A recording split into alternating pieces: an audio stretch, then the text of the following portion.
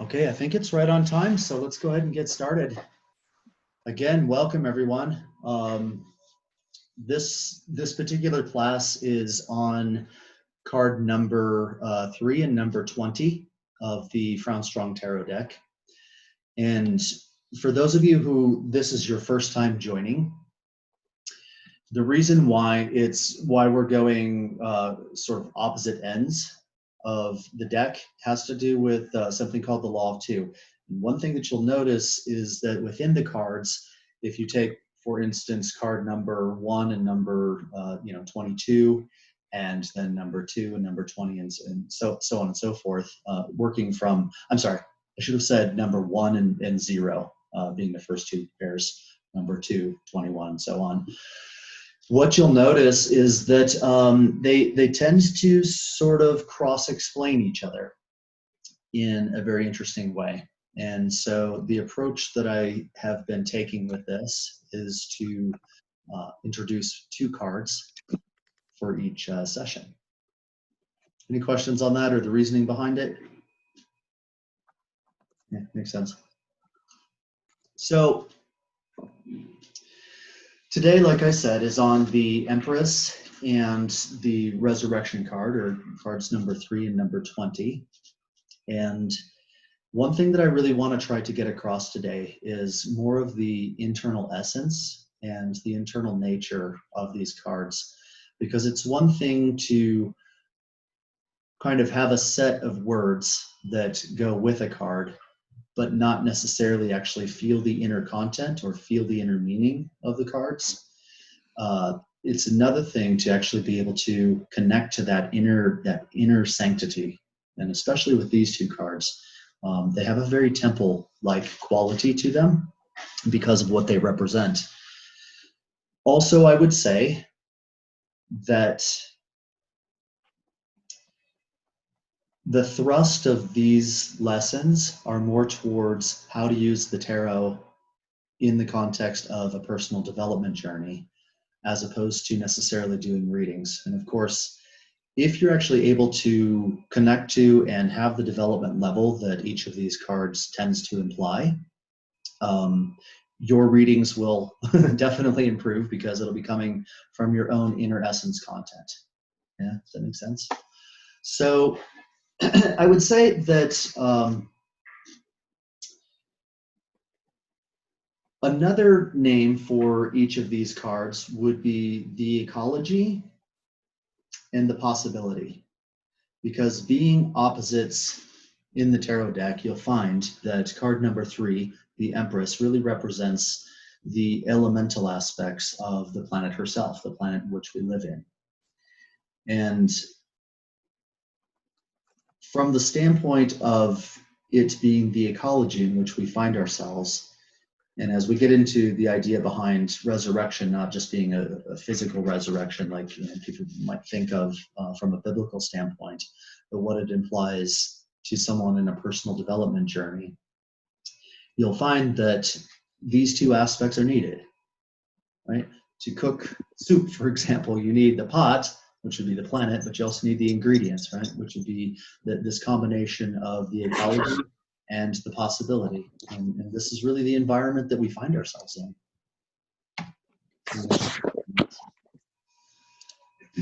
So, as I said, the Empress card is the card of the planet Earth, and one of the main messages that goes along with this is to be regenerative, to have the kind of life where you're actually engaged in something, where you're causing creation. And the example, I guess, that I would give in this is that you look around at the planet herself, and she is very regenerative. She's constantly renewing, constantly. I mean, you look out the window and you see, especially this time of year, things are blossoming and blooming and growing and all that type of stuff. But what does that mean from the standpoint of your own experience, kind of as a microcosm of the planet herself? And really the question comes up is, what does it mean to live a regenerative life, and how does one go about doing that? And this is that idea of connecting to the essence of the card. You show up on this planet as a soul and a spirit that are occupying a physical body and having a physical experience at this moment in time. And I find it kind of curious. I've done classes like this in the past where I've left it a bit open. I've talked about the soul and the spirit, and I've asked people, what do you think? What do you think the soul is? What do you think the spirit is? And for every single person in the class, generally speaking, there's a different answer. I think the soul is this. Well, I think it's that, and I think it's this, and I think it's that, right? And it's curious to me because it doesn't work that way with the physical body. If I asked everyone, raise your right arm, you would know exactly where your right arm is and what it is. And if I said, describe your left arm or your leg or whatever, a person would be able to describe it very, very completely. Yet when it comes down to these spiritual aspects, like what is a soul? What is a spirit? What's the difference between the soul and the spirit? What's an astral body or a mental body, or the fourth body, sexual body? Those types of things. It tends to go more into the realms of, I guess, opinion. And yeah, so anyway, I'm bringing that up because as a person on a development journey, it's important at some stage, at some point in time, to actually become clear on not just what you think things are, but also why you think those things, and actually have that idea of reasoning these things out, within yourself. Right. So let's talk about the card number 3. Some of the words that go with it are balance, sympathy, maternity, and adornment. And I would like to really break this down a bit and talk about each individual component fairly extensively. And so we'll start with the brown background. What comes to your guys' minds, your ladies' minds and gentlemen's minds, as you think of the color brown? Have you done research on it? Do you have some sort of connection? Or can you give examples from nature itself about the color brown? Please, feel free to chime in if brown, if you've had some sort of experience with brown. Can I ask one question? What is the name of this deck? It's really beautiful.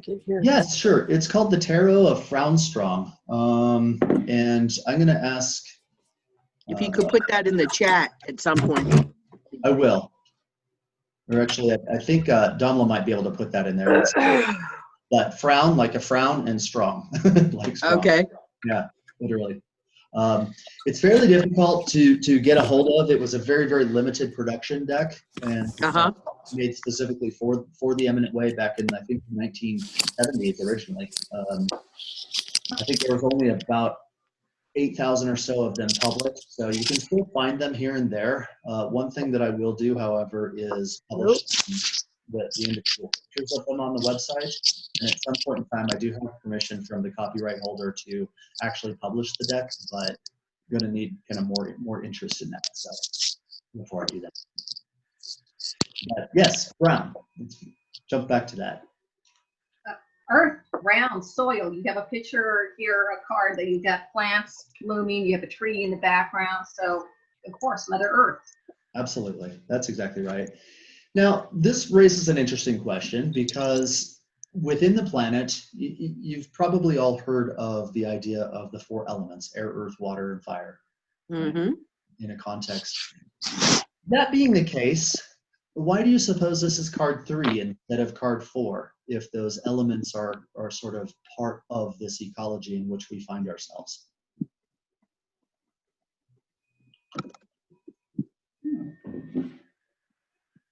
You got me. Yeah. Is this a test? I know, I'm sorry. Does it have anything to do with the wings and adding in the spirit? What do you mean by the wings? I mean, I know what you mean in the picture by the wings, but Yeah. in what connection? Well, connection to spirit, angelic realm, perhaps. Mm-hmm. Yeah, you're on the right track with the wings. They definitely have to do with her particular level of development, and I'll definitely get into those at some point. But the idea behind this, with respect to the 4 elements, is really that they are the three hidden, or the three occult as a word meaning hidden or occluded. They are the three occult forces behind what constitutes the planet. And so although they're not actually On the demonstrated planet. in this, they're implied by the fact that those are the three forces, the air, water, and fire, that power this aspect of Earth and give her fulfillment. And so the three being the hidden or the occult aspect of the planet is the kind of the definition. And actually, Brown also does tie in very strongly with the occult and the esoteric realms. A lot of times it's a color that you'll see in the astrolight if you astral travel or have an out-of-body experience, that type of thing. To do with religious essences that are in process, if you will. So yeah, the brown in the background is a very occult color from an esoteric standpoint. Yes. Is there some writings about the colors in esotericism? I mean, I've individually looked them up, but Yeah, never in context of the tarot, or you know what I mean. it's a very, very I'm good also a question. big student of the I Ching and astrology, so I don't always think of color when I think of those things because they aren't always associated with images. Right. So that's actually a very good question, and yes, there are. One of the basic premises of the Eminent Way is using one's own faculties to kind of understand and explore and become on the same wavelength as the natural laws. And three of the most fundamental aspects, which is why during these classes I tend to focus on three main aspects to each card, is color, number, and symbol. Now, I'll give you some examples. The two most naturally occurring symbols, for example, are the cup and the rod. And invariably in nature, those tend to be either transmissive in the case of the rod, or receptive in the case of the cup. And you can extrapolate from there. There's a number of other symbols, obviously, that occur in nature, but those are sort of the two most fundamental ones. What I would encourage is, instead of looking into a book, get a blank notebook and start collecting examples of brown, for example, if you want to understand really what the essence of it is.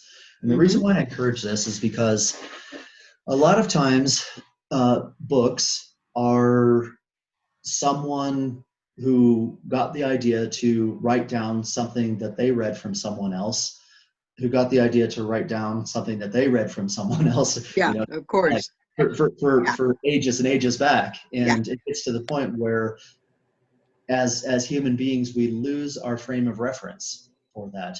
And if you think about it in the context of where did everything come from? I mean, every single science, every single art, absolutely everything on this planet originates from the natural laws, originates from nature herself.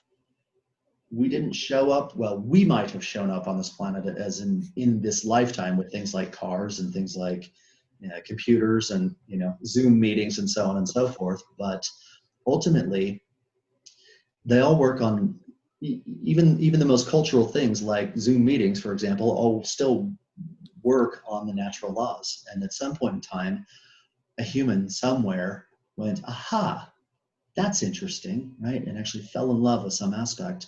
And what we see today is the result of that. So yeah, I would say you certainly can. I'm not discouraging you to go look at other authors and read what they have to say about certain colors, but I'm also encouraging being able to actually go out, collect examples, and use your own faculties, because I will tell you, if you collect several hundred or several thousand examples of the way certain numbers occur in nature, or certain colors, the way they occur in nature, or combinations of color, you will have an internal resonance to it that will just open up such a vast world of information. And you'll be able to look at something in nature and immediately have this connection to it and understand what its purpose and function is on the planet and what types of force it processes. I totally get that because I'm a photographer and I'm student of all these spiritual teachings and stuff. I understand what you're saying. I was just curious of the historical, evolution of that thought of the color in the tarot. Yeah. Because there's so many different especially kinds of tarot these days that, it's rare that I've ever seen an Empress card like this. That's why I'm so curious as to how the imagery is presented. It's way more harsh looking in the sense that it's so linear and modern compared to many of the older decks of the Empress, pregnant, beautiful flowers around a Venus. Yes, Right? sure. This is another sign of Venus, maybe the alternate Venus, the alt Venus, right? The alt Venus, I like that. Yeah, I mean, you know what I'm saying, because she shifts between a morning star and an evening star, and they have different meanings. Yeah. And is that the symbol for Ceres there? I think that's Saturn, but it could be Yeah, Ceres. we have Saturn here. Yeah, and Venus up top. That's Saturn? Wow. Hang on 1 second. Yeah, I'm gonna try and get a laser pointer because we'll probably need it. Yeah, so this symbol down here is Saturn. And I'll Okay. get into the significance of that. And actually, you can't see this in this image, I just realized, but starting right here and going all the way up around these two symbols and then attached to the leg of the eagle, the silver eagle, is actually a silver chain. That's attached. Oh, And cool. it's unfortunate that my camera didn't capture that. This card in real life, hold on.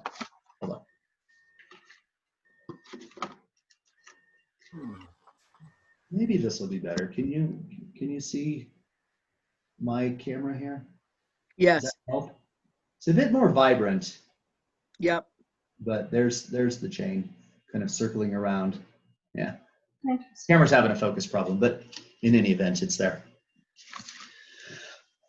So I talked about the color brown being very occult, but I didn't give much explanation of that.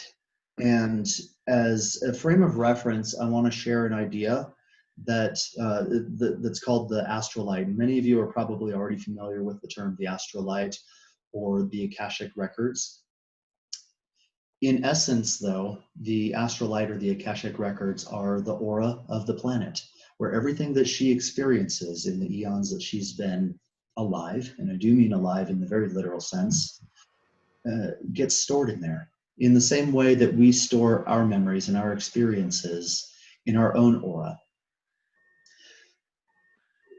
As a little detour in that regard, it's very interesting if you ask people questions to watch where their eyes go. Because modern psychology tends to think that this just has to do with, what are called eye accession cues, where they'll look right or left or up or down, depending on what part of the brain that they're accessing.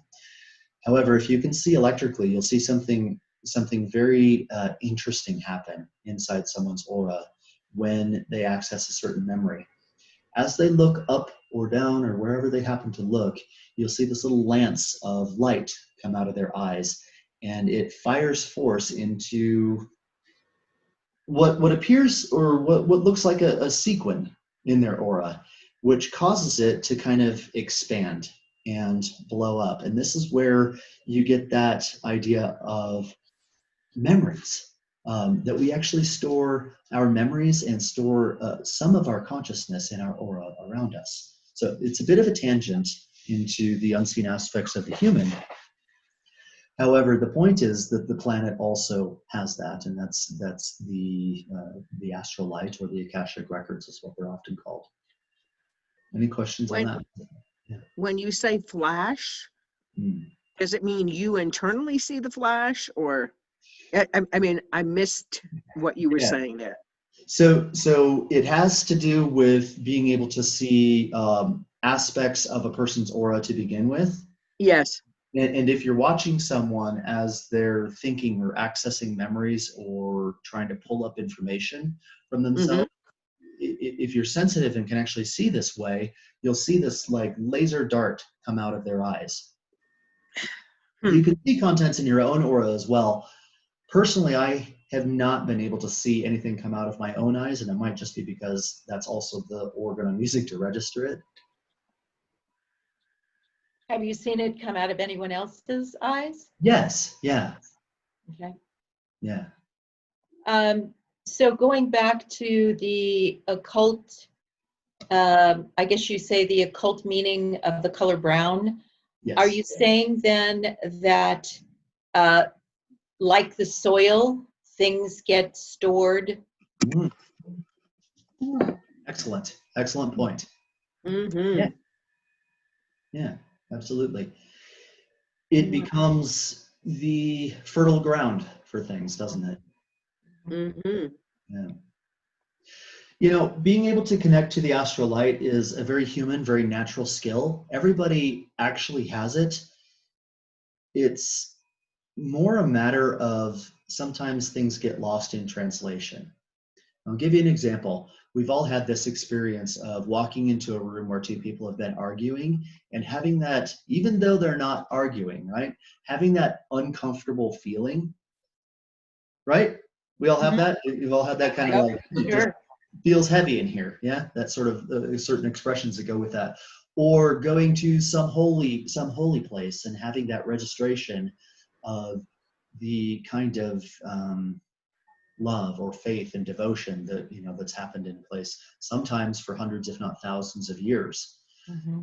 Different areas of the planet naturally are more conductive to those types of things, but in actuality everywhere is permeated with it.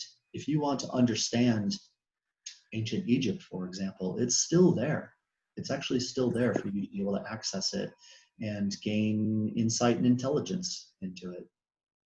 So, I hope we come back to a time when we can go there. You go that well. We'll talk a little To bit about Egypt. Egypt. I'm talking about to Egypt as a physical journey. Oh, right. Yeah, sure. Right. Politics. Again, you know what I'm saying? Just because, everything seems so uncertain at the moment. Yeah. One wonders if one can go back Go to back. those places and connect. Yeah. Everything goes in cycles. I suspect there will be a time. It's difficult to say when. Right, of course. I'm just saying, it just came to my mind. Of course, Yeah. I would love to do that and have for a long time. But It's interesting too, if you become sensitive to things, one thing that you'll find is that historians are a lot of times wrong. You can't prove it, but for example, there was a situation that I was in a foreign country where I was looking at this artifact and Hey, hello, someone say something. hello. Hi, Elizabeth. I was looking at this artifact and my complex registered that it actually was used to store blood. That's what I was getting from it. And I could actually feel the sensation of it in what are called the blood ports, which are these parts of the complex here, the wrist area. But archaeology was like, no, this is a ceremonial dish that was used for oils and things like that. It's one of those things where I can't go and prove it, right? I can't take the artifact and chisel some off and see if I can find some DNA or something like that in there. But yeah, it's important to be able to actually use your own faculties for these types of things. Here's, can I yeah. ask something? How Yes, do you access the Akashic records? Because I had a reading about 6 years ago, and I became fat. I said to her, "How do you do this?" Yeah. Because this was so remarkable. I've never had anybody access memories and experiences in my life like this. And I recorded it, and a friend sat there and watched it, and we were astounded. And I read a book about it, but I still don't understand how she was able to do that, what training or how her sensitivity or personal involvement or evolvement went to that she could do this. So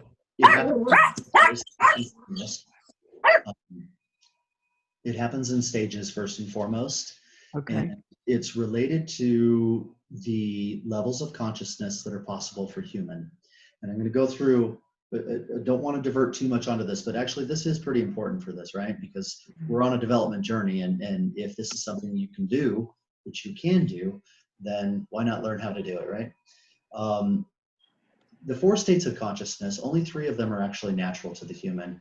The first one is sleep, and I mean like literal sleep when you're sleeping at night. That is one natural state of consciousness where the batteries recharge and things regenerate and that sort of thing. The second stage of consciousness, which is an unnatural state for the human, is what we call the waking state, but it's actually not awake. It's almost a hypnotic type of state, a state of sleep where you dream and imagine that you're actually awake, if you will. You move around in the physical world, you have conversations with people,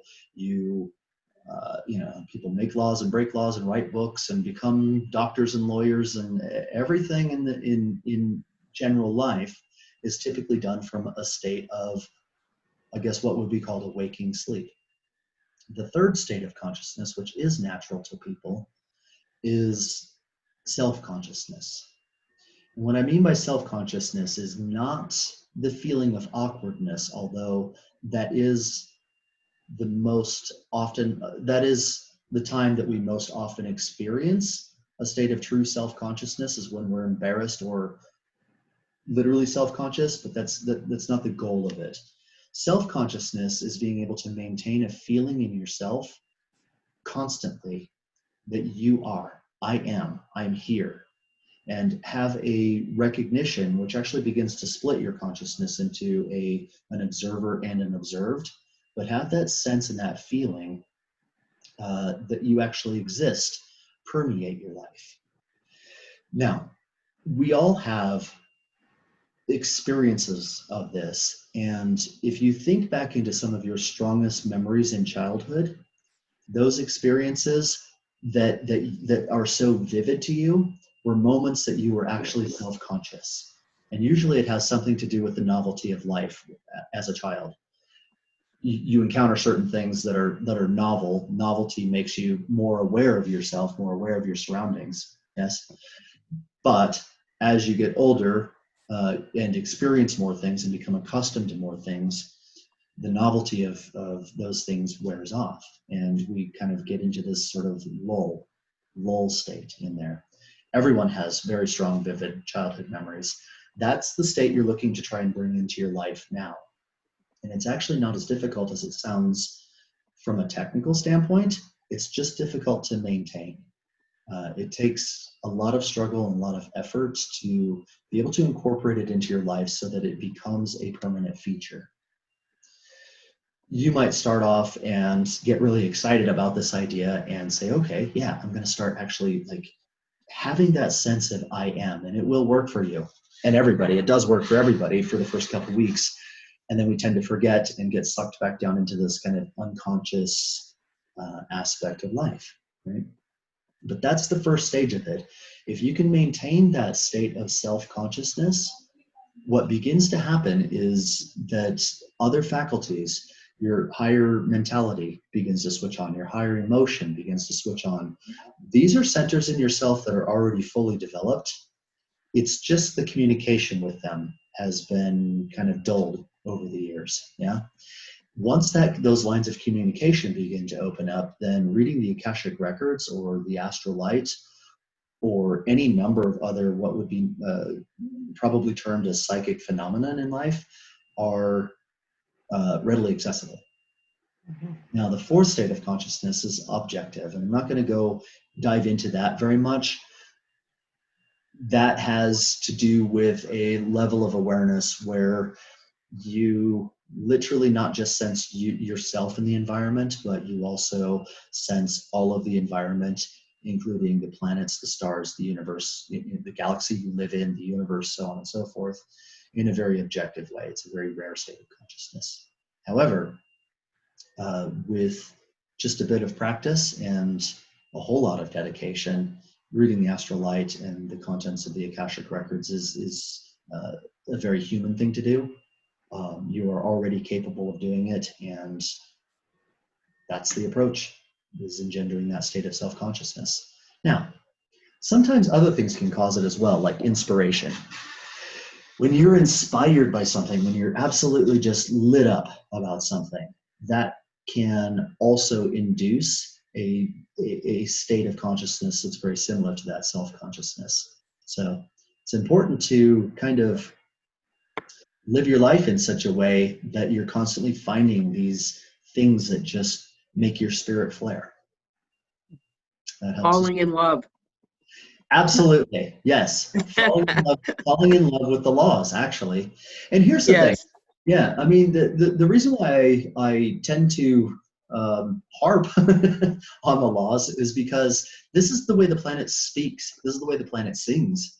If you get on the same frequency of, say, for example, the law of two, or the true nature, the true esoteric or occult nature of the color brown or orange or red or green or yellow, silver, gold, all these types of things,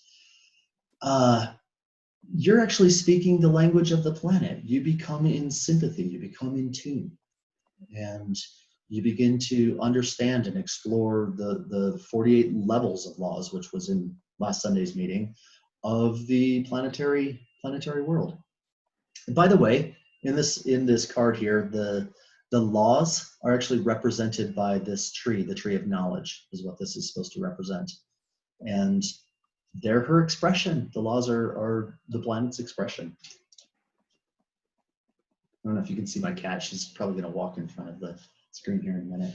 Any questions so far? I love this interaction. This is great. Thank you. It seems like there's more symbology. Are you going to go Tons. through all of the symbology? Yeah. Shall we carry on then? Yep. Mm-hmm. All right. Let's talk about her dress and also the wand that she carries. The dress is actually. Let me see if I can highlight here. I wish the colors had turned up better, but it's red and gold, as well as this solar symbol here is also a red and gold. One thing that you'll find when you begin to study colors from a natural perspective is that gold is the higher end of the color red. Red being the more motivating nature of it, and gold being the more holding aspect of it, the powered aspect of it. And this has to do with the concept of the sun being a rod through time, not just the way that we see it. We see the sun as very kind of two-dimensionally. You know, if you look up at the sun or the moon or anything up in the sky that's a bit removed from you, you just see surfaces. You know mentally that it's a body, that it's a sphere.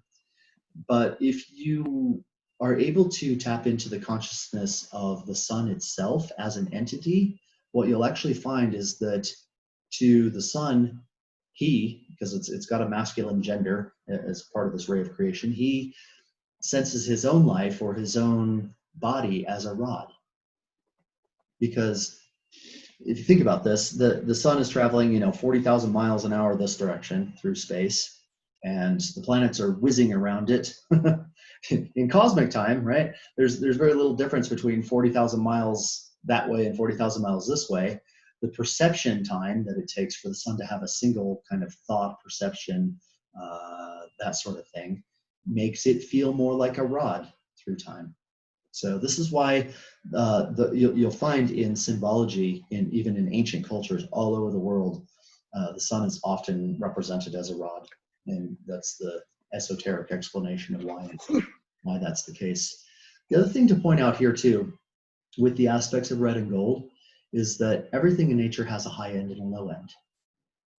So you can look at that, and this is why this card has that connection between the red and gold kind of intermingled together.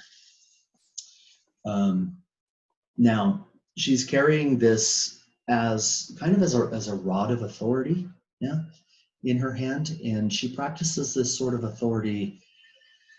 How do I put this? So there's a certain planetary permission, and it shows up as the 4 seasons. And we kind of talked about the reason why this is card number 3 and not number 4. But the 4 seasons come between the interaction of the planet and the sun in combination in there. But she carries that authority of the sun to exert those the various forces of those 4 seasons into the planet. And it's not just 4 seasons, right? The number 4 is such a deeply esoteric number from the standpoint of, air, earth, water, fire. bull, bird, lion, and serpent. You get the indications of like the Sphinx, for example, in there. Even in science recognizes cohesion, adhesion, repulsion, and attraction as 4 primary forces. But yeah, she wields that authority on the planet.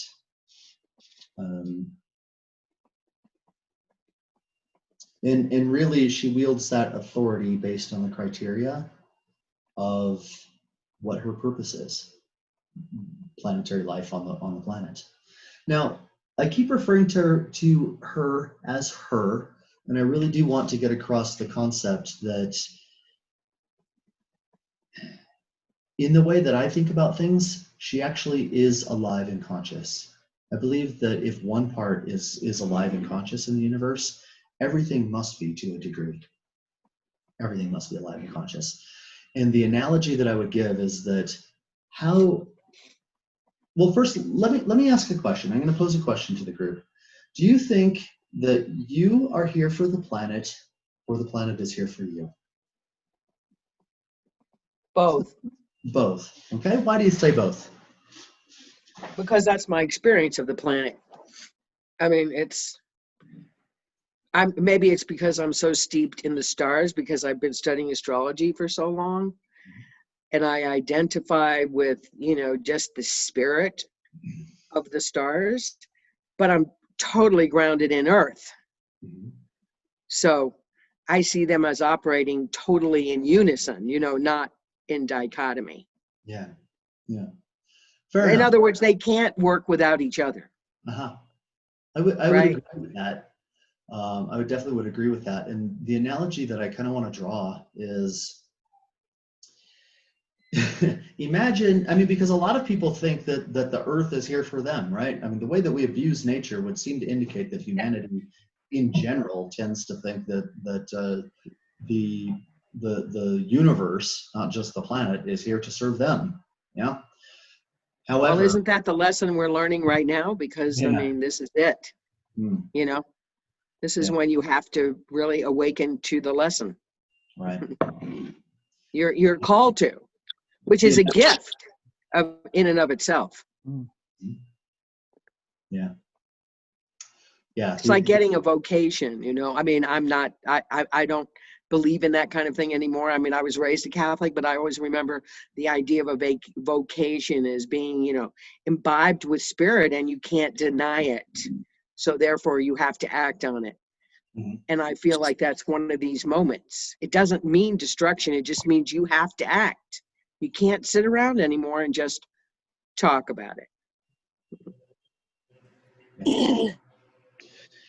Well, it's true, and it is an important question, I think, that everyone should answer. And the idea that comes to mind for me anytime I think about this is I imagine myself to be one atom on one molecule in one cell in my right finger. Does that one atom, even though it may have a consciousness and does have a consciousness actually of its own, does it have any idea that it's just part of this kind of larger organism, the universe of this body that carries it around? Or does it, like many humans tend to think that the entire body is there for it, to exist? It's a part of it, right? It's humorous, but it's actually kind of true, isn't it? The way that we tend to act as though we think the entire universe is here for us. But yeah. All right, so let's keep on with the symbols. So the wand here, the solar wand, represents her power of authority over organic life in the context of the permissions, not permission in the sense of allowance, but permission in the sense of the type of energy she processes on behalf of the solar and starry influences. Stars also being Rubberhead. We'll get to that in a minute.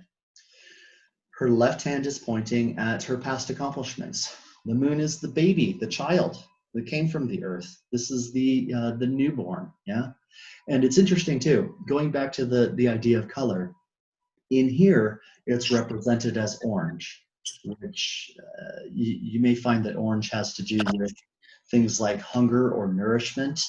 And even in ancient art, you'll see that the moon was usually depicted as orange in color up to a certain point, and then they started changing it over to green. Green being a kind of a secondary level establishment where it's beginning to process force on its own, whereas at the stage that it was orange symbolically, it was literally, literally nursing.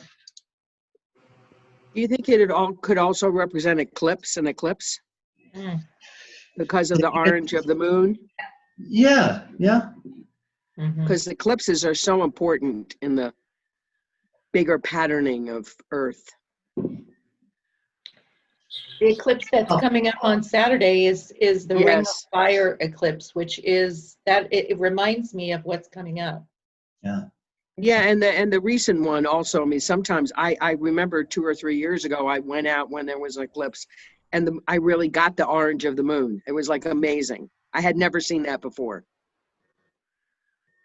There's a conscious moment, wasn't it? Oh yeah, I mean, Vividness about it, doesn't it? Yeah. Good. Mhm. Okay. Let's talk about the chair she sits on. Again, colors are very, very important in this particular deck. So we're going to talk a lot about it. Color, number, and symbol are the three main characteristics that especially go into this deck. The red aspect of the chair, this kind of outline here, has to do with her personality, whereas the green has to do with essence. And what I mean by that is your essence, or a person's essence, is that part which they're born with. It's the part that has to do with the astrological influences that were present at the time of conception and birth. It has to do with the aspects of the soul and the spirit that inhabit this body at the time of conception, or I should say at the time of the quickening, roughly 20 weeks in there. It's that bit of you that's really you that you're born with. Personality is everything that gets painted on, right? You have peers telling you their opinions about things, your parents, education, everything that you weren't naturally born with. Every opinion that you've developed over the years that is based on what people have told you or things that you've learned, that type of stuff constitutes the personality aspect of a person. But now the fact that she's sitting on this means that although she has that red, that personality aspect, the history, unfortunate or unfortunate with her, what she's actually basing herself on is that essential quality. And in the example of the earth, or the symbol of the earth itself, it really has to do with the principle of promoting life specifically. It's also, and you can't see this, but it's also bound in gold, which again is more of a solar symbol, gold being a solar symbol of being dedicated to a higher purpose. Hmm. Yeah. Rich, isn't it? it's beautiful. Yeah. Okay, let's see, what else? Let's talk about this chain. Now, so this chain talks about kind of a connection, but it also is connecting to this symbol of Saturn. And Saturn is a very, very powerful symbol. It's a very powerful planet in our solar system. And everything about it has to do with things like discipline, regulation. I could tell you things about Saturn that would probably make the hair on the back of your neck stand up. I'm not going to do that in this particular lesson. What do you mean we're living that right now? Saturn Pluto conjunction. Hair's already standing up. Yeah. I think we know. In ancient times, well, first of all, let me back this up. Almost every old religion, like religion that's anywhere from 1,500 to thousands of years old, had a very strong Saturnian influence to it. Saturn was very influential in regulating the signal of new force arising that appeared on the planet, like creational force that appeared on the planet. It regulated that force in such a way that fortunately or probably unfortunately people turned it into dogmatic religions. That's not what it was intended to do, but it had to do with our faculties in there. Now, interestingly enough, the ancients have always known that Saturn is to do with the number 6. I'm going to show you something interesting. I love this. I'm going to flip forward here for a second to. Now check this out. This is an actual picture of Saturn. And in, I think, the 1980s, when one of our satellites did a flyby, scientists were a bit astonished to see this six-sided symbol on the top of Saturn. Now, understand, Saturn is not visible to it's visible to the naked eye, but it's visible as a dot. You certainly can't see this six-sided symbol on Saturn. Now, after they passed by it, the NASA scientists were just like, well, you know, it's temporary. It's a fluke. It just happened to be that way at that point in time, but it's not a permanent feature of Saturn. Turns out it is. It actually is a permanent feature of Saturn, and they're still debating explanations of why and how this happened, why this continues to persist. But in the 90s and more recent flybys, the thing is still there. It's still there. And on the other side is what looks like an eye. And that's another symbol that actually often gets associated with Saturn. But yeah, in the ancient world, every ancient culture always associated Saturn with the number 6 and six-sided. What's Hexagram. what's now known as the Star of David used to be known as the Star of Saturn because inside it has this six-sided hexagram. The word hexagram is actually interesting. It comes from the fact that certain magical practices to invoke this power, this essence of Saturn, would draw that star symbol, that in upward and downward triangle, stand in the middle of it to invoke that power, and then Saturn has this very strong kind of discipline power engaged with it. So that's where the word hex comes from. Are you familiar with the I Ching?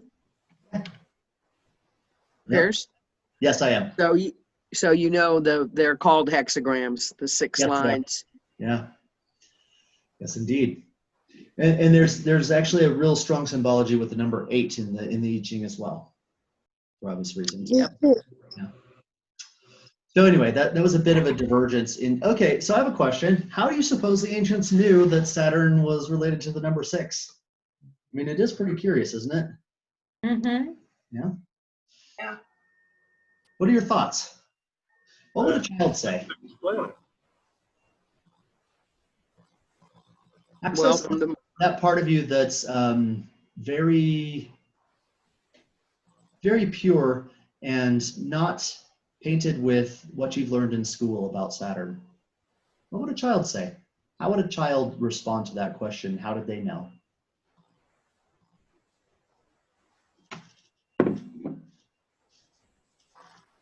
messages from outer space is what a 6-year-old usually says. Or I can read my best friend's mind. Mhm. We've practiced this because that's very, that's sort of a common thing at a certain age where kids are doing that with each other, but they rarely ever talk about it. So if you throw out the idea of the specific distances and rings in our solar system as always having been a permanent feature of our solar system, Mm-hmm. what does the young mind in you, the one that isn't painted with all of the schooling that we've learned, what does it say? Mine says because they saw it. And there's a lot of ancient cultures out there that claim that Saturn used to be really close to the planet. So maybe at some point in time they saw it. Now, I do find it kind of curious that it's basically on the verge of, it's really only scientific definition away from being what's called a brown dwarf star. And I don't recall the name of the moon that orbits it, but there's one moon in particular that actually, if it had water, could probably sustain life because of its proximity to Saturn and the type of energy and radiation that it receives from Saturn. In ancient times, the planet Saturn, they used to call it our best sun. And then at some point, and the symbol for the sun used to be the symbol for what we now call the symbol for the sun used to be referred to as the planet Saturn. And then at some point in time in our history, the other sun, the yellow one that's now in our sky, kind of took over. Anyway, that could be a whole thing for another time. I don't want to get too absorbed in that, but A it's movie for sure. it's interesting to note the aspect of the of the planet Saturn in there. Also, though, the symbol for the planet Saturn serves as a reminder of the passage of time. Saturn was the ancient god Kronos. Oh, Kronos. Yeah, and that everything has a particular time in which to kind of achieve its goal or develop, or there's a season for everything. However you want to put it, it's this aspect of also knowing the relevancy of the planet or of the passage of time. Venus, I'm going to leave you with a puzzle. We're not done, but I'm going to leave you with a puzzle about Venus. Venus was not created for its own continuation, but for the purpose of giving service. In other words, you can think of the planet Earth as a development journey where she is becoming something. She's on a growth passage, or a process of growth. Venus in the solar system has what would be called a service or a duty. And there are people like this as well. Some people show up on this planet not because they have to, but because they have a certain service or duty to perform in there. So it's a bit of a curiosity about the reason why the planet Venus is demonstrated in there. Well, there's a lot more we can say There because is. we're in the Venus retrograde cycle, which in and of itself, the pattern that it makes in the 8-year periods, then 200-year periods, and the cohesion that it brings to all the piece parts make it It's to like- me way more powerful than what it's been characterized as. Yeah, for sure. Yeah. I think what it's been characterized as is probably a very dimly lit glimpse of its kind of full nature and potential. Yep. Yeah, returning to this idea of consciousness, the consciousness of the planet herself, the consciousness of the solar system, the consciousness of, the sun, all of these kind of relating to different octaves or different levels of being. Who was it that had asked about the wings? Me. Hi. Okay, good. Yeah. These have to do with, they're a symbol of a particular level of accomplishment wherein she has already earned her immortality. And when we get into card number 20, I'll talk a bit more about that, but it has to do with the fact that she is also in a voluntary duty or a voluntary service at this point in time. If she was a person like you and I, she would be in a position where she has the choice to either serve the rest of creation or to move on to do something else, right? This also ties into these 12 stars above her head here, in that she has complete conscious knowledge of that astral belt, or that belt of the astrological belt that's in her presence, but she also has the power to either acquiesce or deny those influences where organic life is concerned. And this has a very, very strong tie into astrology because of the idea that,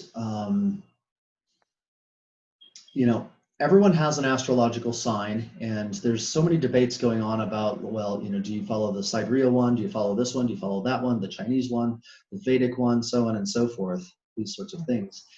And I would love to do a class on this at some point in time, but the idea is that the planet actually has the ability to modify those signals depending on what she needs organic life to appear like on the planet. So sometimes you might get an Aries or a Virgo or whatever that actually has more of a Leo or a Piscean influence or this type of thing. And the consideration, or the idea that I'm trying to get you to consider, is that these signals and forces can be modified as they enter the planet, depending not even so much on her need, but upon the greater need of the ecology that she's trying to provide.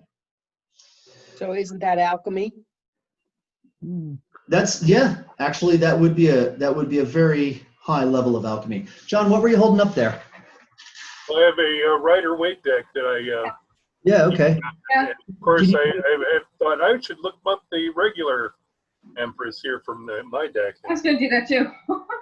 Hey, why don't you show it up to the camera real quick so everyone can see it for just a moment? If I can get close enough to it with some Yeah. light. Yep. Yeah. Mhm. Yeah, now I see. Yeah. Yeah. So- And it was third down in the deck, too. was it Yeah. so Wow. interesting. in the right order? Mhm. Okay, let's talk about the meaning of life for a minute. Just a small topic. The meaning of life. What's the point of life on this planet, and why is it here? I think it's a very relevant question related to this card, because if you look, That's what I've been wondering about all my life. yeah, hasn't everyone? Actually, I wish everyone has been. But you see all of this organic life that's kind of demonstrated in this card in here, and it raises the question, what's the meaning of it? And I think the terse answer would be that she's reached the stage in her development where organic life is necessary to hold the fruits of her endeavors. If you think for a moment about what it is that life does, life itself, like all of organic life, is fundamentally a processing machine of some kind or another. I'm not talking about the conscious aspects, I'm just talking about function, form and function.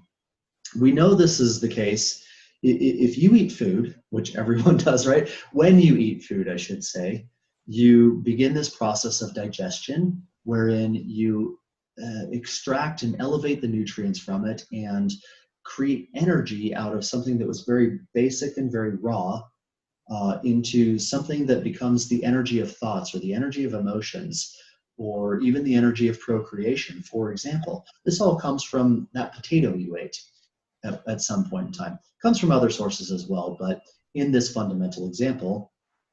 And also there's this aspect of expelling that which is not useful in there. And every living organism on the planet has this capability of processing something, being a processing machine in there. And so really the nature of planets is reflective. If a planet doesn't have life on it, it basically reflects 99.9% of everything that it takes in, just right back out into space. Planets with life on them, our planet in particular, is able to become warmed, is able to become more energetic because she has this thin film of organic life surrounding her that is drawing that energy in. And absorbing. And absorbing and transforming. And, again, going back to the idea of alchemy, it is a very alchemical process of taking, you don't just stick a potato in your ear and have a brilliant thought. It goes through a chemical process, doesn't it? Mr. Potato Head, is that what you're? Potato Head might be the exception to that, yeah. You have to add the dirt first. Yes, exactly. But here's the point in this is that she's got the possibility of a higher level of development, provided that she can provided that she can awaken higher aspects of the human. Mm. This ties back into, I think, something we The were talking about. Sumerians. Well, this ties back into Sumerians, the Sumerians, I think they inverted it. They said the planets were learning and we were the gods. It kind of comes from, I guess, from the idea that actually Earth is the center point of the universe, because we're manifesting everything, including organic matter, which still seems to be rare. I'm not saying it's not there, but yeah, it seems to be from our perspective. yeah. I want to pull us back onto this point though because we talked about those 4 states of consciousness in the beginning, and that Mhm. has to do with this what I'm talking about here, that she can only develop and grow if. Sorry, I have a cat fight going on in the background there, if you heard that. She can only be allowed to develop and grow if we awaken. Yeah, so it's a symbiotic relationship between us and the planet. Let's talk about why her breast is exposed. In ancient times, the symbol for it was believed that the left breast was antibiotic and the right one was nourishment. And the idea of the left breast being exposed in this particular card is really speaking to that antibiotic nature. In other words, that she also provides this kind of healing essence or healing force for the planet.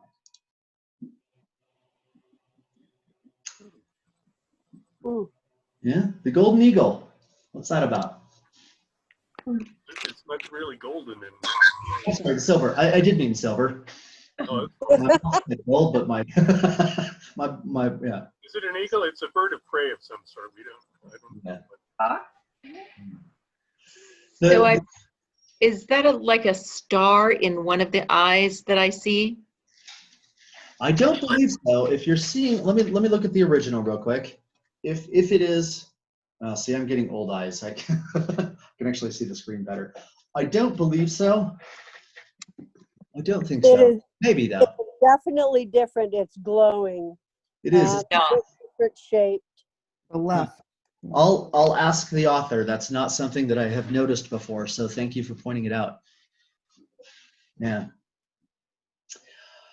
You know, I think the it represents our higher power or higher power that we're working with or we're in our ascension.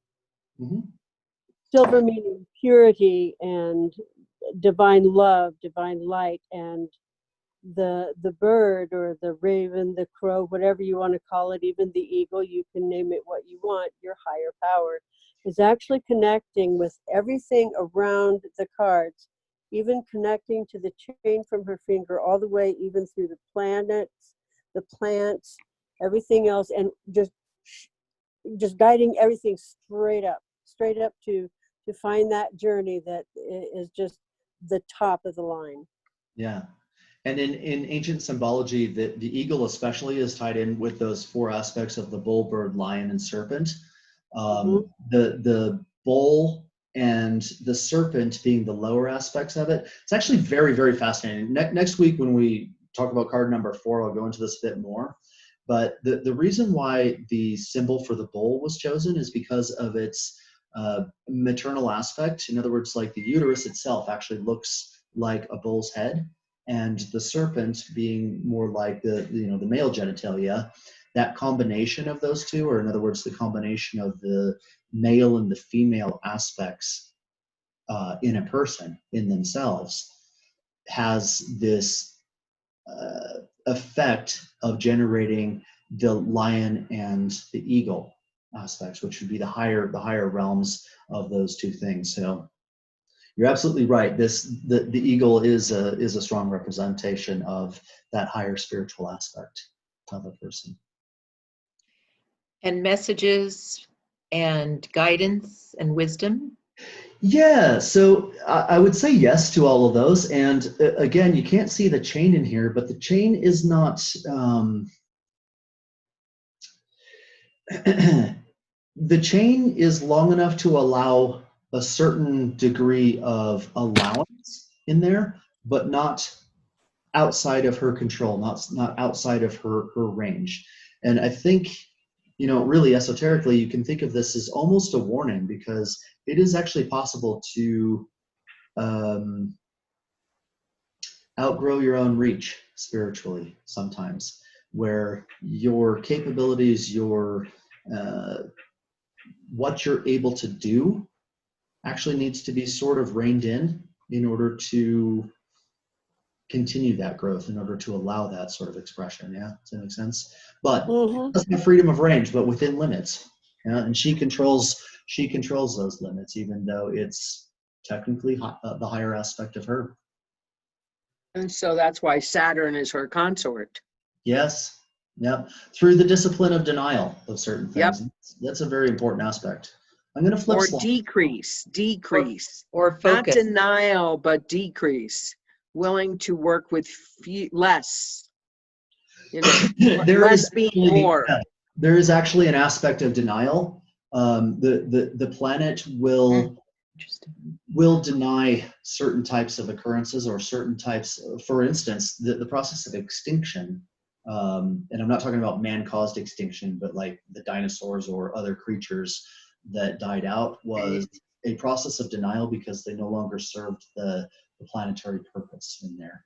And it's, you know, it's not harsh, but it is very cut and dry, right? The planet. No, will- it's actually service. You know, it's actually sacrifice in a sense. Yeah. Yeah, I see what you're saying about the denial thing. No longer serving a purpose. Mhm. Yeah, it's not lacking passion. It's actually does support the passion of what's in store for the future for her. But sometimes, you know, and we know this is true with our own lives, right? We have to deny certain aspects in order to grow.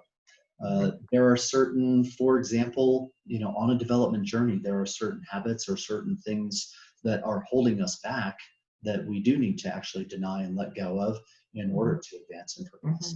Yeah, very good. All right, let's talk about the resurrection card. And I just want to see how we're doing on time. I think we're good.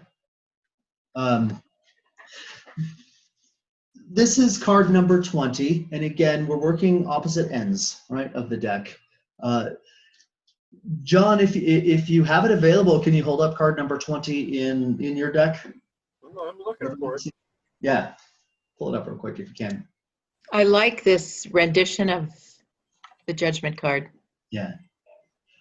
The Judgment card. See, I call it the card of resurrection, but we'll get into that. It has a similar connotation.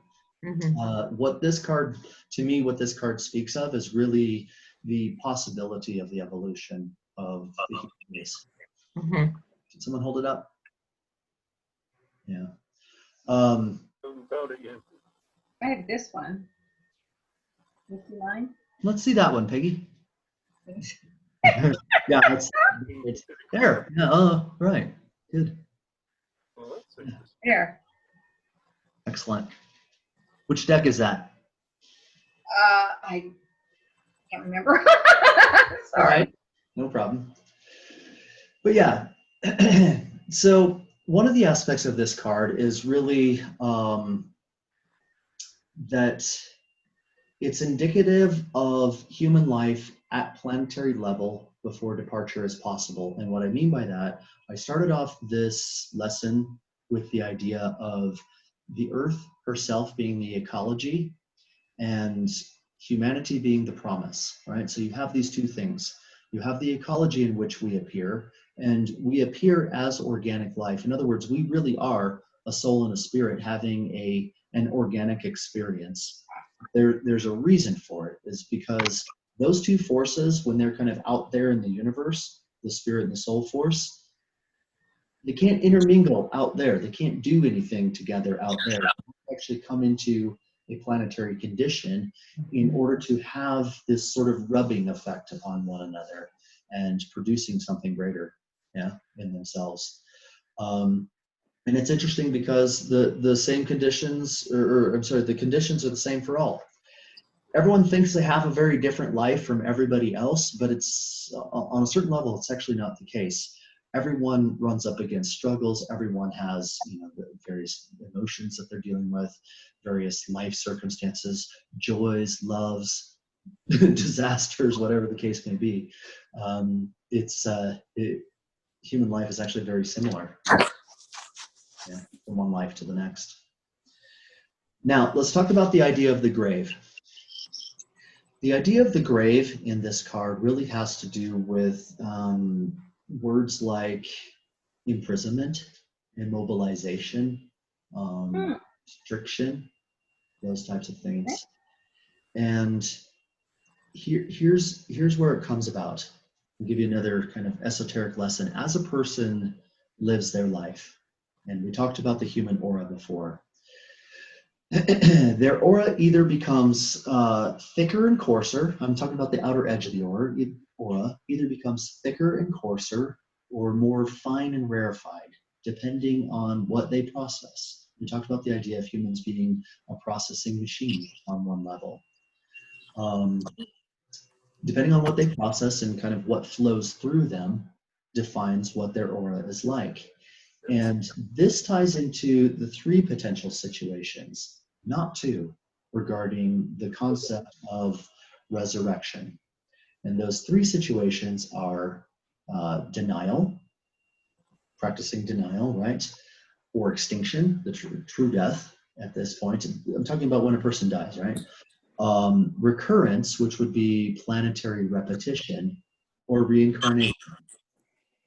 Reincarnation is usually the only one that's ever really talked about, especially in Eastern religions. The other 2 are a bit glossed over, but you can actually find references for them, both biblically and in pretty much every single religion. But the concept here ties back into the idea of the astral light, and it's divided into 7 different levels. And the level that humans should be occupying in their processes, in what they think about, in what they process for themselves and for the planet, is really quite high. It's actually level 4. Level 4 has to do with this kind of regenerative aspect that we talked about in the very beginning. Level 5, if you're curious about the different levels of the astral light, is to do with education, but education not towards a higher purpose, more like education for the sake of getting education, or knowledge for the sake of acquiring knowledge, as opposed to at level 4 where it becomes knowledge, the acquisition of knowledge for the enhancement of one's being. There's a big difference. You guys see the difference in those, yeah? Level 6 is to do with the realms of gain and loss. And most of our society is based around this idea of gain and loss. What do I have to gain? What do I have to lose? Our pretty much our entire culture is based in that. And to some degree, even our educational system. If you've ever been a teacher or a TA or things like that, you know that there's a huge element of politics in our educational system that demands certain types of product, right? And humans become products at that point in time. And yeah, level 7, I'm talking about when humans process this. Level 6 becomes a sense of gain and loss, greed, for instance. Level 7, when humans process it, becomes the nasty things, right? The murders, all the kind of nasty wrong manufacture that humans engage in. Human beings are meant to be at a minimum at level 4 in the astral light, as far as the types of processes that we engage in. So, the planet being a very practical planet has certain criteria. She can really only hold that which is at the center of gravity of her own being, right? Anything below level 4 in there really gets stripped out and literally actually eaten by the moon food, if you will. The moon is feeding off of those lower processes. If it's below that kind of stage or level 4 in the astral light, then anything level 5 disperses to the planet when you die. Anything level 6 and 7 goes to, feed the other orders of creation. They're sort of eating that coarse electrics. Questions so far? I'm kind of throwing a lot of good concepts your way, and I hope I'm not running too fast through this. Happy? Okay. You get the idea, right? So that's the first possibility, is just erasure. That actually when a person dies, the energies that constituted that person, if they're not of that kind of human quality about them, just go to feed the other aspects of the universe. There's no kind of conscious continuance in there. If, however, a person is at that level 4, but not higher, they find themselves in what's called a grave situation. I don't mean to be making a pun, but it's actually quite true, because we use terms like this, don't we? A grave situation. This happens when a person lives their life according to reasonable standards. They have a modicum of faith or hope or joy or love or things like that in their life, and they do meet that planetary requirement.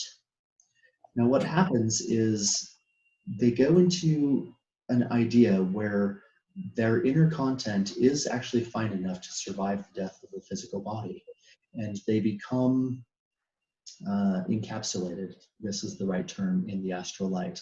I'm going to give you an interesting example from Egypt. Almost all of the Egyptian life, especially towards the end there, was geared towards the afterlife and the future. And in some of the pyramid texts, you'll even find references to them wanting to be preserved for a future time. And what this does is that this ties into the idea of the planet continuing to get these kind of upgrades. Most people are familiar with this kind of procession through the astrological signs, the great astrological signs, where we exit the age of the ram and go into the age of Pisces, and then and so on and so on. The age of Aquarius was kind of a big term in the 60s. This has to do with new dispensation or new issue in the planet. And what the Egyptians were actually trying to accomplish by mummifying their bodies was to give that aspect to them that would live on in the astral light a physical anchor point that might last 10,000 years or 2,000, 3,000, 4,000, 5,000 years, to the point where they could then incarnate again, where the planet might find that soul force, that spiritual force, to be a useful entity in a new time, in a new epoch. Yeah? So this is the idea of recurrence, really. It's not reincarnation yet. It's a storage medium, and various religions call it different things. But the Egyptians were trying to wait until a point in time when they could be released into the dynamic of a new tomorrow, of a new age, a new era. By the way, it happens to be now, and there certainly are a lot of people that have that kind of Egyptian feel and content about them. I don't know, many of you might actually be one. Yes. Yes? Yes. Yeah. It's not uncommon, right? I mean, the really, literally, the entire Egyptian society towards the end there was just trying to prepare for the afterlife, to just try to get here to this particular time. It's very curious. Now, So were we those people? well, I won't venture a guess, but you'll know. Yeah, you'll know. Well, I know of other lives, so I'm just curious. I was you more could be. like trying to be cheeky. Yeah, you could be. Yeah, I don't know.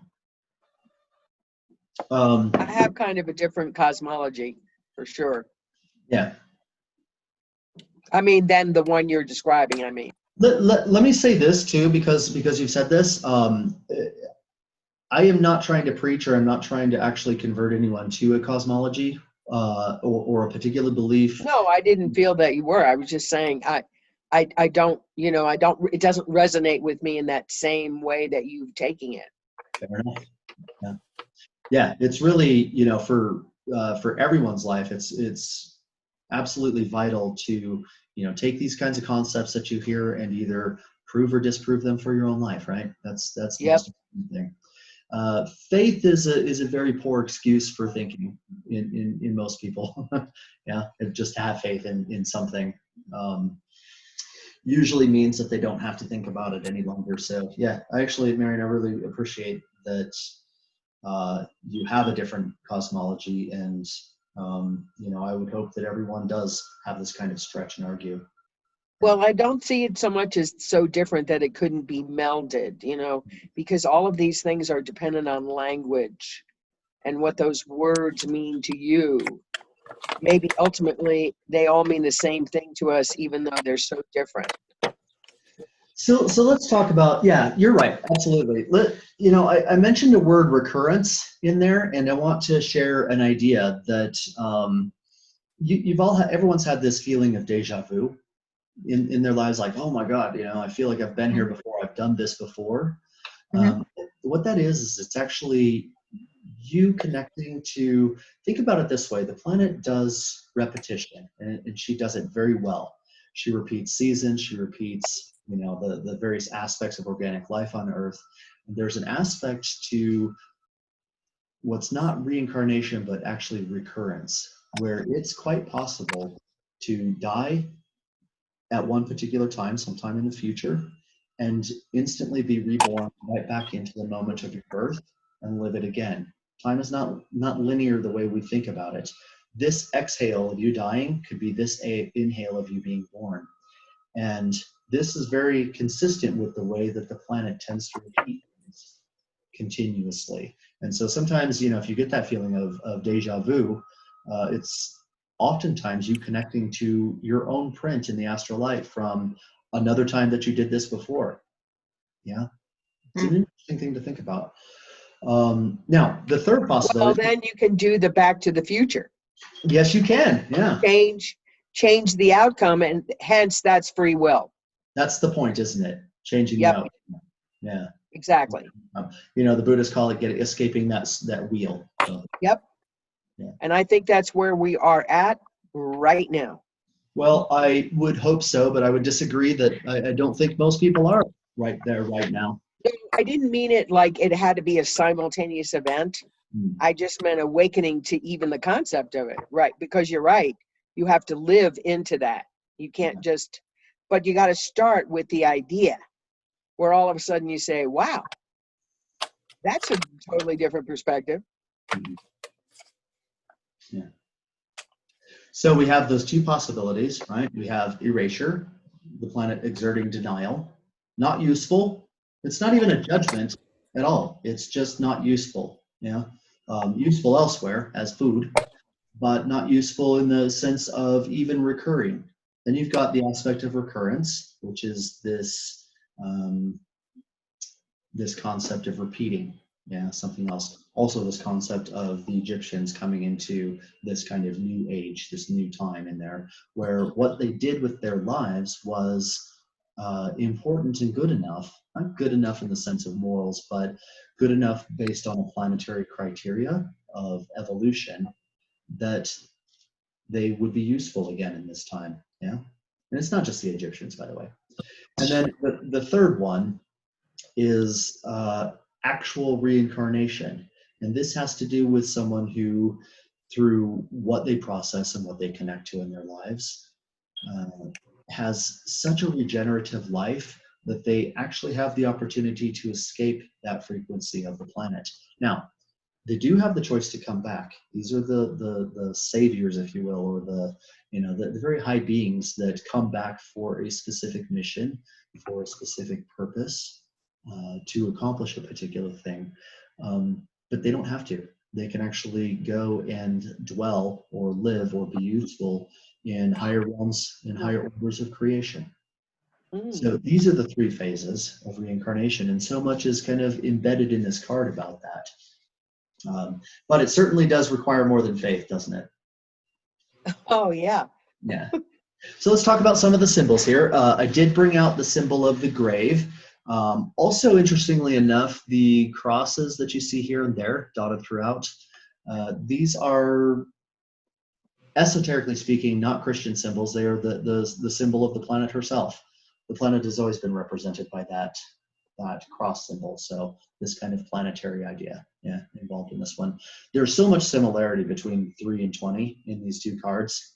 It's in pretty much any deck, actually. So look for that. But so the angel is dressed in silver and issuing silver from a gold trumpet. And I know you can't see the symbology that well in this picture, but that's the idea behind there. And what this has to do with is that new issue to the planet that I spoke of before. The issue of something new, something arising in the planet that's never been here before. This new epoch or this new age.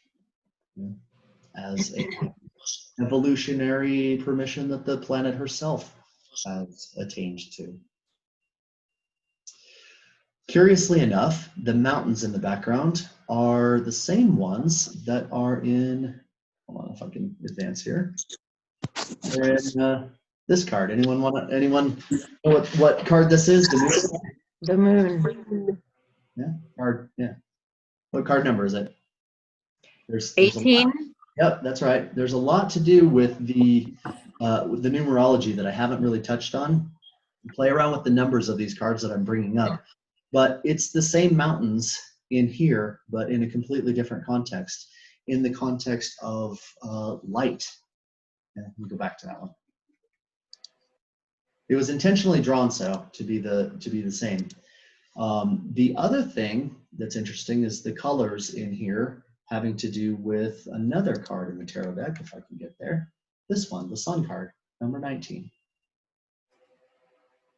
However, yeah, it being kind of pushed back. Here, I'll go back to this one here. These colors being pushed back, and this new expansion, this new radiance being allowed. So this card is 20. Yes, this card is 20, and the symbology that's embedded within card 20 is card 18 with the mountains, and card 19 with this radiation, this solar radiation. And you can actually see that also in card number 3, holding the same wand. They're all kind of interconnected to one another. I do tend to go in these opposite directions in there, but I wanted to point out that the symbology is a coherent story throughout. So the main thing that I want to get across before we wrap things up is, again, I want to emphasize the aspect of the ecology, which is the planet in which we find ourselves, having an organic experience, these kind of spiritual entities having an organic experience within the crucible of the planet Earth herself, and the idea that the language that she speaks is the language of the laws of the universe, the laws of nature, the great church. And then in relationship to card 20, so that provides the ecology. In relationship to card number 20 is the promise of 3 different possible outcomes. 1, nothing, right? It's not torture, it's not hell, it's just nothing. Or a life of recurrence, where you do meet the kind of minimum planetary bar and get in this wheel of recurrence, right? To grow, to learn. Or something very high, which has the possibility of conscious continuance either outside of this realm of consciousness, moving on, if you will, or coming back as an act of service, an act of love in a cosmic standpoint, not a human standpoint. Do you think that the 20 has any symbolic tie back to 2020? What we are seeing this year? Ooh, good question. So Excellent. I would say actually it's more to do with card number 4, because 2020 is the main aspect of it, and it's more of a 4 number. However, there's going to be this flavored nature even from day to day. It's interesting if you do you guys know how to do this kind of like reduction mathematics? Like if you say, what's today, 6/18/2020, you say 6 plus 1 is 7 plus 8 plus 2 plus 2, and then you come up with that number and you reduce it down, right? So you got 18, 24, Yeah. 28, right? And 2 plus 8 is 10, and 1 plus 0 is 1. So today would be a 1 day, for example. Well, I find it interesting that one of the phrases that seems to be gaining more popularity is the phrase "the Great Awakening." Yeah. As it relates to 2020. So this card kind of gives me that awakening feeling, that higher aspect, higher I perspective. think you should go with it. I actually do think that you're onto something with this, because obviously the year 2000, or that whole, you know, that whole 2000s is the major influence.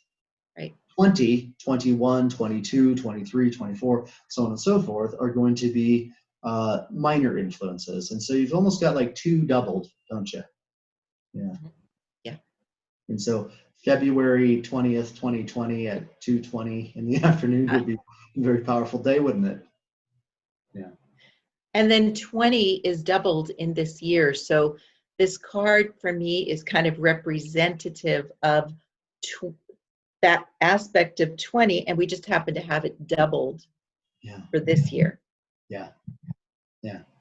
No, I think that's brilliant. I would go with it and kind of unwrap more about it, Yeah. honestly.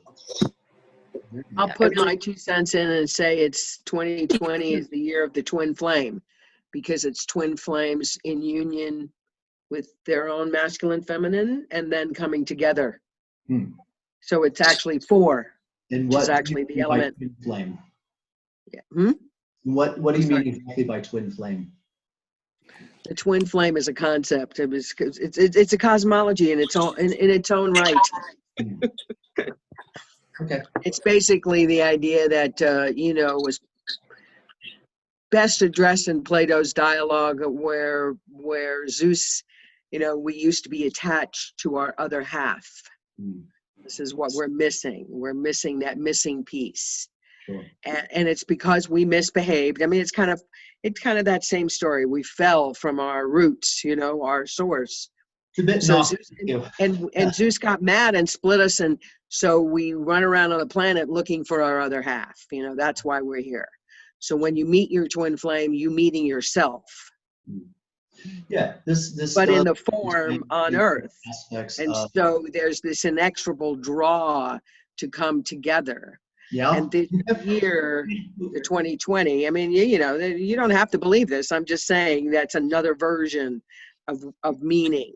Yeah, it's not even a matter of belief. It's really a matter of is it useful, right? If it's a useful analogy, then by all Well, means. it's actually, in the case of a twin flame, it's not a question of useful or anything. It just is.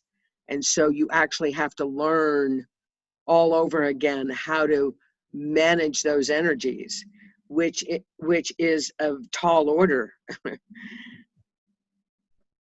because it creates a lot of chaos. It's a lot of energy meeting energy. If you just think of energy as the guiding principle of Earth, or I mean of the universe.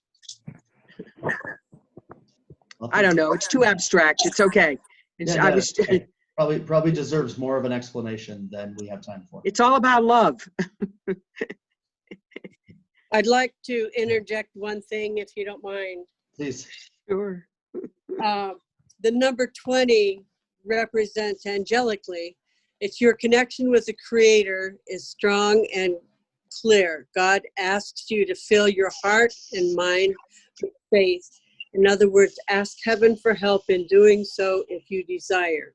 Your faith is being rewarded right now. The number 4 represents the angels that surround us to help us accomplish our journeys on this earth. Thank you for that. What's the source of this? This is Doreen Virtue, Angel Numbers 101. Okay. So I would just add into that, I do want to maintain the flavor of it's good to read other people's ideas. I mean, you guys are here because you want to be exposed to other ideas, but also to really go back to that to the source. I think it would be a very curious thing to look for where 20 occurs in nature. There's a strong planetary influence with it, for one, or for starters in there too. But yeah. Because it's so easy, isn't it, to get trapped in, kind of caught up in, well, so and so said this, or this person said that, and the reality of it is that we all have the faculties to be able to go and investigate these things for ourselves. Yeah, so it goes back to, for me, what was the intention of this card? In other words, what was the basis of their thinking and intention for this card? And then kind of like that's the foundation. And there's a certain perception, there's a certain intuitive perception for me that comes into when I'm kind of putting it all together. And I don't know, you said, when were these cards created? In the late 60s, early 70s. Okay. How do you say your name? Is it Gigi? Yes. Okay. If you had to sum up this card in one word, what would it be? As far as your distinctive life size. I don't know that I could do it in one word. Spiritual elevation. Elevation. Maybe there is one word, but for me right now, that's what, when you ask the question. Anyone else For chime in me, with it would be ascension. It would be what? Ascension. Ascension. Okay. Elevation, ascension. Which Spiritual requires awakening. Huh, Mary? ascension, which requires dancing on your grave. I gotta bring some fun into this. You know what I'm saying? Yeah. I'm having a serious problem with my own spiritual practice because it's just getting too far away from fun. And our whole focus here is like what happened to fun? Like it was sinful that we actually did enjoy all this destruction that we created. I mean, we gotta rein ourselves in here to, I don't know, keep it balanced, I guess. So dancing on your grave is basically saying, hey, I really like it here, and when it's my time to go, I'm gonna go and Well, not regret it. say that dancing on your grave is better than being in it, isn't it? Yeah. Well, you can be in your grave without being in a grave or being in a prison or roaming the earth. You can be in your grave. It's your perception. How do you interact with that experience of earth? How do you meet that experience? Because it's also really based on feeling. Yeah. A lot about feeling. And that's what we're not really that good at this moment in time. Thank you for that. So this card for me offers the opportunity to actually choose to choose to elevate to that other level. You talked about the 3 levels. Yeah. Yeah. Mhm. Absolutely. And it's just it's like a card of, it goes beyond faith. There's like a kind of a few things that come in for me: awakening, ascension, elevation. It brings our attention to that possibility. How does promise sit with you? Promise. I love promise. Yeah. Yeah. Because that's what I get from it when I contemplate this card, is that idea of it is a certainty. Eventually, just because we live 70, 80, 90 years doesn't mean that the planet isn't going to eventually accomplish her own development, right? With our help. It's a promise. It will happen. Yeah. Mm-hmm. So, all right. The sacred and the profane together make that happen. I love it. Yeah. Well, thank you, everyone. I appreciate it. Great class. Thank you so much. Certainly. This will be online. I'll announce in the meetup when it does come available. If you want to check out the other videos, visit that site, eminentway.org, and it'll ask you, like when you click at the top on the videos, it'll actually ask you, to become a site member to see them. Yeah. So do that, and you'll have access to them.